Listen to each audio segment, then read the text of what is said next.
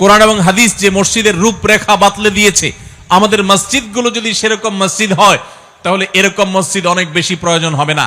একটি মসজিদ গোটা পৃথিবীকে পরিবর্তন করার জন্য যথেষ্ট হবে ইনশাআল্লাহ। একটি আদর্শ মসজিদের যে রূপরেখার কথা কোরআন এবং হাদিস বলেছে, নাম্বার 1, একটি আদর্শ মসজিদের জন্য সর্বপ্রথম যে বিষয়টি থাকতে হবে তা হবে যে মসজিদ হবে তাওহীদ চর্চার কেন্দ্রবিন্দু। এখানে কোনো শিরকের নাম গন্ধ নিশানা থাকতে পারবে না। মসজিদে প্রার্থনা করবে শুধু আল্লাহ রাব্বুল আলামিনের কাছে। এখানে সেজদা হবে শুধু আল্লাহকে, কোনো কবরকে না, কোনো মাজারকে না, কোনো পীরকে না, কোনো জীবিত মৃত কোনো ব্যক্তিকে না, কোনো অদৃশ্য শক্তির কাছে কোনো সহযোগিতা চাওয়া নয়। একমাত্র সহযোগিতা চাওয়া হবে, সাহায্য চাওয়া হবে শুধু কার কাছে? আল্লাহ রাব্বুল আলামিনের কাছে। তাহলে সে মসজিদ হবে আদর্শ মসজিদ, সে মসজিদ হবে নবী সাল্লাল্লাহু আলাইহি সাল্লামের দেওয়া তার রূপরেখাওয়ালা মসজিদ। দ্বিতীয়ত, একটি আদর্শ মসজিদের জন্য যে বিষয়টি খুব গুরুত্বপূর্ণ তা হলো মসজিদে সুন্নাতে রাসূলের চর্চা হবে, কোনো বিদআতের চর্চা হবে না। সুন্নাত প্রতিষ্ঠা হবে মসজিদের মূল কাজ। প্রত্যেকটা কাজে প্রিয় নবী সাল্লাল্লাহু আলাইহি সাল্লাম কি করেছেন, বিশেষ করে ইবাদতগুলো, ইবাদতের ক্ষেত্রে প্রিয় নবী সাল্লাল্লাহু আলাইহি সাল্লাম আদর্শ কি আছে, তার সালাত কেমন ছিল, তার নামাজ কেমন ছিল, তার রোজা কেমন ছিল, তার দোয়া কেমন ছিল, তার তিলাওয়াত কেমন ছিল, তার দুরূদটা কিভাবে পাঠ করা হতো, তিনি কোন আমলটা কিভাবে করতেন, সেই সুন্নাতগুলো প্রতিষ্ঠা করা হবে মসজিদের প্রধান কাজ। কোন মসজিদ যদি সুন্নাহ প্রতিষ্ঠা করে সর্বস্তরে তাহলে সেটি হবে আদর্শ একটা মসজিদ। তৃতীয়ত, মসজিদ যেহেতু আল্লাহর ঘর এবং সেখানে যেহেতু তাওহীদ প্রতিষ্ঠা করতে হবে, এটাকে কেউ ব্যক্তিগত খবরদারি প্রকাশের জায়গা হিসাবে গ্রহণ করতে পারবে না। অনেক মসজিদ আছে যে মসজিদগুলো মসজিদের কমিটি, মসজিদের কর্তৃপক্ষ, মোতাওয়াল্লি, সভাপতি, সেক্রেটারি অথবা বিভিন্ন ব্যক্তিবর্গ তারা তাদের ক্ষমতা জাহিরের একটা কেন্দ্র হিসেবে মনে করেন। তারা মনে করেন যে তাদের খবরদারি জাহিরের একটা বড় জায়গা হলো মসজিদ। মসজিদ হলো গোলামি প্রকাশের জায়গা। আল্লাহর ঘরে এসেও যদি কেউ নিজের কর্তৃত্ব আর সর্দারি আর মাতবরি জাহির করতে চায় তো এর চাইতে বড় অহংকারী আর পাপিষ্ঠ এবং কপাল পোড়া হতভাগা আরেকজন হতে পারে না। মসজিদের দায়িত্ব বুঝে নিলে বা মসজিদ পরিচালনা করার দায়িত্ব পেলেই যে আপনি আল্লাহর প্রিয় পাত্র হয়ে গেছেন, এত সহজ হিসেব নিকেশ করার কোনো সুযোগ।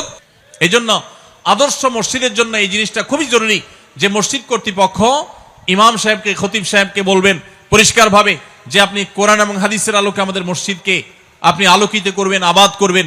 কোরআন হাদিসের বাইরে মন গড়া জিনিস আমরা চাই না। আজকাল সেই মসজিদ কমিটি খুব কমই পাওয়া যায় যে মসজিদ কর্তৃপক্ষ ইমাম সাহেব, খতিব সাহেবকে সে ফ্রিডমটা দেন, তাদেরকে সে স্বাধীনতা দেন, তাদেরকে তাদের কথা বলবার সুযোগ দেন।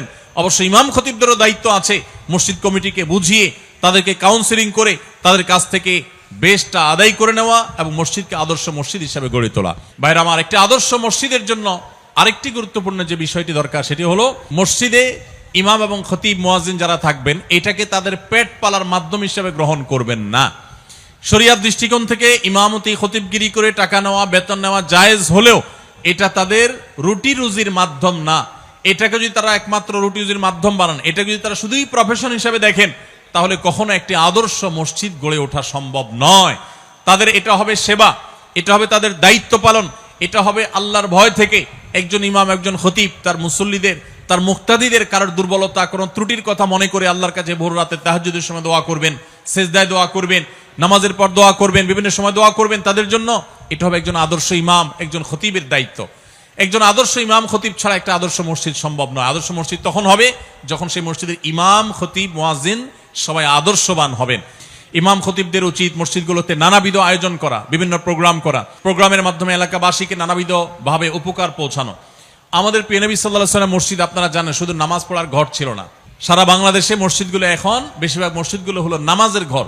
শুধুমাত্র সেখানে নামাজটা হয়, নামাজের পরে আবার তালা মেরে দেওয়া হয়, বাস শেষ। অথচ মসজিদ থেকে আমরা নানাবিধ সামাজিক কর্মকাণ্ড আমরা করতে পারি। বিশেষ করে আমাদের সমাজে পারিবারিক ব্যবস্থা ভঙ্গুর হয়ে গেছে, দাম্পত্য জীবন ভয়ঙ্কর একটা অবস্থা পার করছে। আমরা জানি স্বামী স্ত্রীর মধ্যে মনোমালিন্য চরম আকারে, ঘরে ঘরে সংসার ভেঙে খান খান হয়ে যাচ্ছে। এরকম কঠিন পরিস্থিতিতে মসজিদের ইমাম সাহেবরা যদি প্রশিক্ষণ নিয়ে তারা যদি কাউন্সিলর হওয়ার দায়িত্ব নেন, কাউন্সিলর বলতে মানুষকে কাউন্সিলিং করা এবং ফ্যামিলি কাউন্সিলিংটা যদি তারা সঠিকভাবে করতে পারেন তাহলে ইনশাআল্লাহ আমাদের সমাজের এই ভয়াবহতা কিছুটা হলেও রোধ করা সম্ভব। আল্লাহ তাআলা আমাদের সমস্ত মসজিদগুলোকে সেরকম মসজিদ হিসেবে কবুল এবং মঞ্জুর করবেন, আমিন। মসজিদ হলো ইসলামী সমাজ ব্যবস্থার হৃৎপিণ্ডের মতো।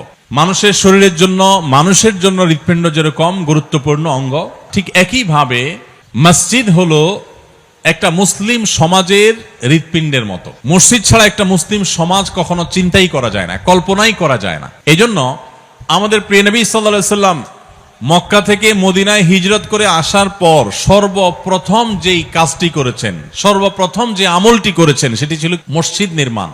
মসজিদ নির্মাণের আমলটি আমাদের প্রিয় নবী সাল্লাল্লাহু আলাইহি সাল্লাম সবকিছুর আগে করেছেন। ইসলামের ইতিহাসে প্রিয় নবী সাল্লাল্লাহু আলাইহি সাল্লামের স্বহস্তে নির্মিত, তার তত্ত্বাবধানে নির্মিত সর্বপ্রথম মসজিদের নাম কি? মসজিদে কুবা। প্রিয় নবী সাল্লাল্লাহু আলাইহি সাল্লাম মক্কা থেকে হিজরত করে যখন মদিনায় প্রবেশ করেছেন, কুবা অঞ্চল দিয়ে, কুবা এলাকা দিয়ে প্রবেশ করেছেন মদিনায়। আর কুবা এলাকায় মদিনার মানুষ সমবেত হয়েছিল প্রিয় নবী সাল্লাল্লাহু আলাইহি সাল্লামকে অভ্যর্থনা জানাবার জন্য। আর সেই জায়গায় দাঁড়িয়ে তিনি সর্বপ্রথম কুবায় মসজিদ নির্মাণ করেছেন, সেখানে অবস্থান করে মসজিদ নির্মাণ করেছেন, সেখানে সালাত আদায় করে তারপর সামনে আরো মসজিদ নির্মাণ করেছেন। এরপরে মদিনার কেন্দ্রে যখন প্রবেশ করেছেন, আজকে যেখানে মসজিদে নববী অবস্থিত, সেখানে যেও তিনি প্রথম কাজ করেছেন মসজিদ নির্মাণ। নিজের বাসাবাড়ি নির্মাণ, নিজের থাকার জায়গা, ঠাঁই, এগুলো সব পরে চিন্তা করেছেন, আগে মসজিদ নির্মাণ করেছেন। এবং মদিনার মসজিদকে কেন্দ্র করে আজ গোটা পৃথিবীব্যাপী যে ইসলাম আমরা দেখতে পাচ্ছি, ইসলামের সৌন্দর্য, ইসলামের সুঘ্রাণ ছড়িয়ে পড়েছে, এটির কেন্দ্রবিন্দু ছিল মসজিদে নববী। সেই মসজিদে নববী থেকে গোটা ইসলাম সারা পৃথিবীতে ছড়িয়ে পড়েছে। তো এই জন্য একজন মুসলমানের কাছে মসজিদ অত্যন্ত গুরুত্বপূর্ণ একটি প্রতিষ্ঠান। মসজিদ নির্মাণ, মসজিদ আবাদ, মসজিদকে নানাভাবে সজীব রাখা, মসজিদকে প্রাণবন্ত রাখা, মসজিদকে আদর্শ মসজিদে রূপান্তর করা, এটা মুসলিম হিসেবে আমাদের সকলের কর্তব্যের অংশ। মসজিদগুলোর শক্তি সম্পর্কে আমরা অনেক মুসলমান জানি না। আজ পৃথিবীর বিভিন্ন প্রেসিডেন্ট, পৃথিবীর বিভিন্ন রাষ্ট্রনায়কেরা তারা তাদের জাতির উদ্দেশ্যে সাপ্তাহিক বক্তব্য দিয়ে থাকেন, বুলেটিন প্রকাশ করে থাকেন। এই মসজিদ হলো সেই প্রতিষ্ঠান, মুসলমানদের এই মসজিদ থেকে